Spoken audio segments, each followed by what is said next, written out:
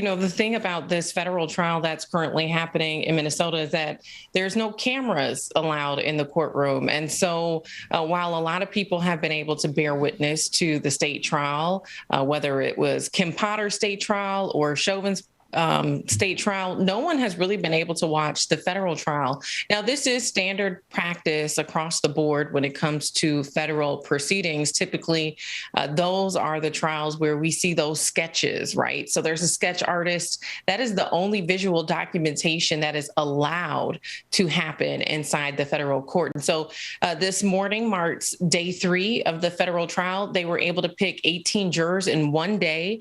And so far, they've called about 4 witnesses to the stand, including a few we heard from during the Chauvin trial. The 20-year-old who was working the cash register at Cup Foods when George Floyd was accused of bringing in that counterfeit $20 bill. And Charles McMillan, the elderly man who got extremely emotional on the stand. He was walking by and observed what was happening.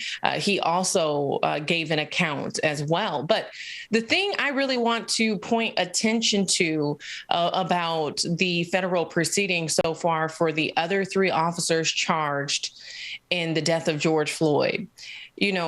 Courtney Ross, she's the girlfriend of George Floyd. We saw her testify during the Chauvin trial. She was coming in every single day to observe, to watch, to witness. And she gave a press conference during, I think, a lunch break. And the judge has now kicked her out. She's no longer allowed to come inside of the courtroom. She's no longer allowed to watch the proceedings. And following that, attorney Earl Gray, who was representing Kimberly Potter, he's representing Thomas Lane in this case. Earl Gray, she made a motion asking that not only she be kicked out, but also that George Floyd's brother and his nephew also be kicked out. And so some people are now drawing parallels to what happened during the trial of the 3 men who were charged in Ahmaud Arbery's death. These attorneys making these very large demands, asking that specific people be kicked out, specifically people of color. And so, Ben, these types of motions, I think, really reveal the agenda of these attorneys, that they want this to be a close case. It's already difficult to relay information to the public because there's no cameras allowed. But now you're asking that 2 of the relatives of George Floyd, and also probably 2 of the only Black people in the courtroom, be removed. Georgia, good morning. That's the part. And then also Earl Gray, like the attorney who was the attorney for Kim Potter, she was found guilty. I wouldn't want him to be my attorney. However, it sounds like he has a desire to help some cops get away with murder. That said, what happened in the courtroom yesterday, as you have described it to us, is appalling, because if anybody should be there to bear witness to the process of justice, it should be the families of the victims. And it's just absurd. That's right. And then we're learning that out of the jurors who are there, only 2 of them are people of color. There's 1 Asian male juror, 1 female Asian juror, and the rest are white men and women. And so while I know people like to think that race does not play a factor, but it is concerning when you talk about having a jury of your peers. And Minnesota, I think there's a 30% population of Black people that live here. And so how is it that we continuously get these juries that don't reflect the population? So Georgia, first of all, Georgia, good morning. And let me say that in a case where they don't allow cameras in the room, if you're in that room, we got our camera. So thank you so much for what you do. But Georgia, if you could, can you please explain to us, and I've often wondered why there were certain cases where the courtroom can be packed with cameras, and then there are certain cases where there are no cameras and there are these sketches rendering what is going on. So can you tell us what the difference is that allows that situation to exist? And finally, given that, are you now going to come under scrutiny for being on the show talking about this case? That's a good question. Well, that's a fair question. I do think because I am considered media that, we're permitted to speak about it. We're permitted to do live shots about it. But other individuals who are there representing what they call the public are not given those same freedoms. It's under the First Amendment right, freedom of press. However, that is also what attorneys were arguing on behalf of George Floyd's brother and nephew, specifically saying that they also have freedom of speech. So, I guess you could argue that. In terms of which cases are allowed to have cameras, that's a great question. In this instance, this is a federal case. The three other officers who are charged in the death of George Floyd are facing federal charges. They pleaded not guilty to violating George Floyd's civil rights. We know Chauvin, in terms of the federal case, he pleaded guilty. Now, federal courts still are not allowing cameras in the courtroom. So that is kind of a standard practice across the board when it comes to federal cases. In terms of state cases, which is what the Chauvin trial was, that was the state of Minnesota prosecuting Derek Chauvin.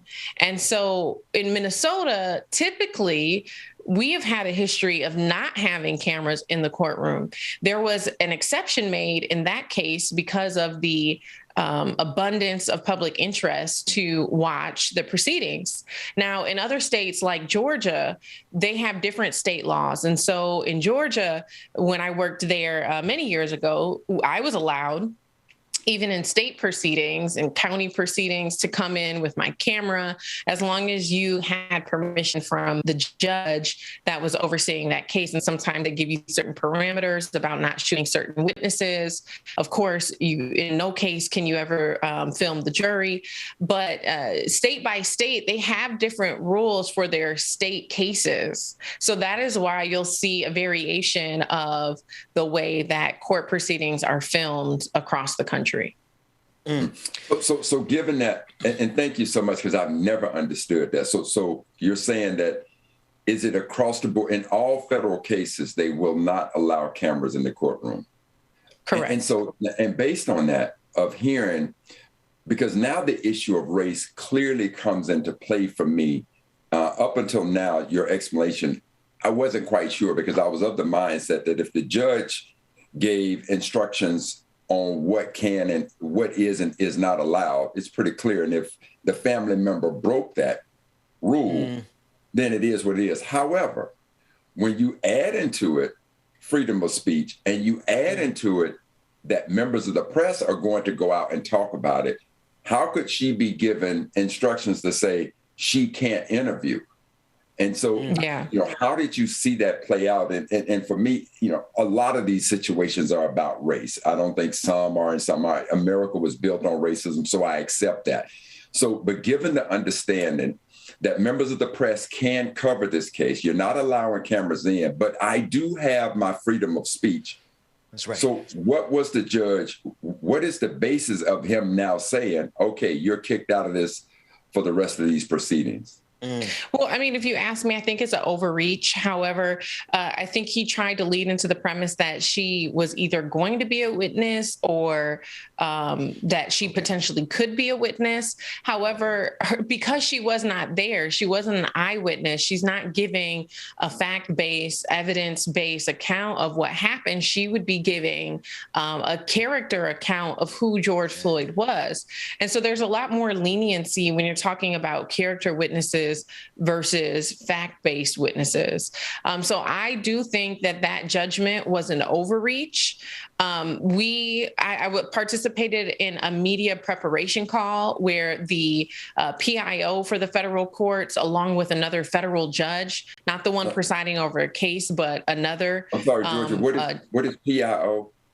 I'm sorry. Oh, public information officer. So the person who's handling the press and handling communications with the public from the federal court. So she works there and her job is communications for that specific courthouse. And so it was with her, another judge from that federal courthouse, and I think one or two other federal employees.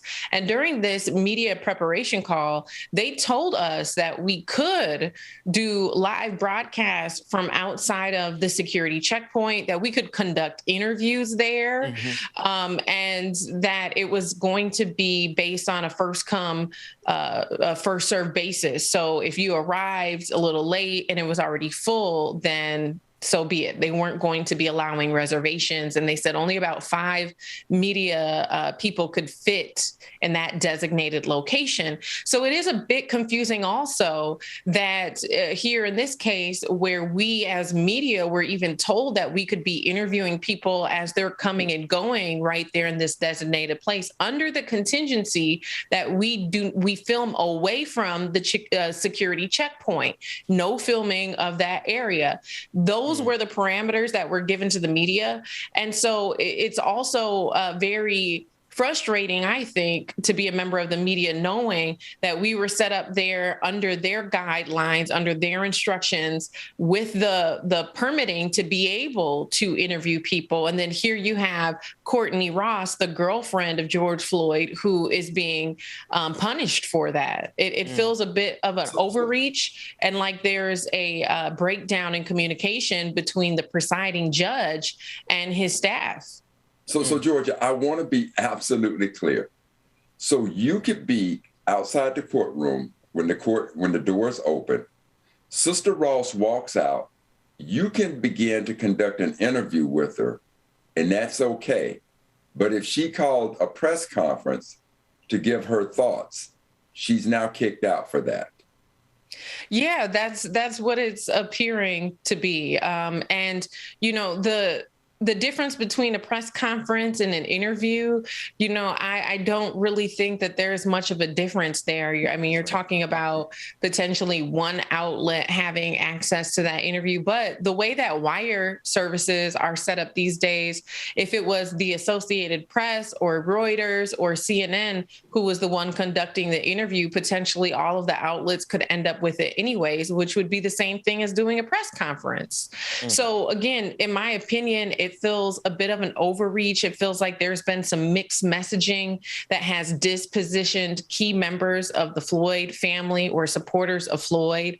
And meanwhile, we're seeing supporters of the 3 officers, you know, they're allowed to be in there. I believe each one has about 3 seats available for them. I've seen them come and go. You know, they're currently out on bail. When I was walking into the courtroom during one of the pretrial hearings, Thomas Lane and Alexander King were walking in right behind me with attorney Earl Gray. And so it reminds me a lot of the conversations we saw happening in the courtroom during the trial for the 3 men accused of killing Ahmaud Arbery. This overreach of trying to dictate who has access to the courtroom. And in that instance, Georgia, they were pushing out the preachers. I'm sorry. So Georgia, right, just to be clear, no other member of the Floyd family was dismissed from the courtroom with the exception of his girlfriend. Is that correct? I don't think that the judge made a determination on that, but Earl Gray did push for that, saying, you know, and I'm not 100% sure if they participated in that press conference also, but he was moving a motion to have them removed as well under the same context.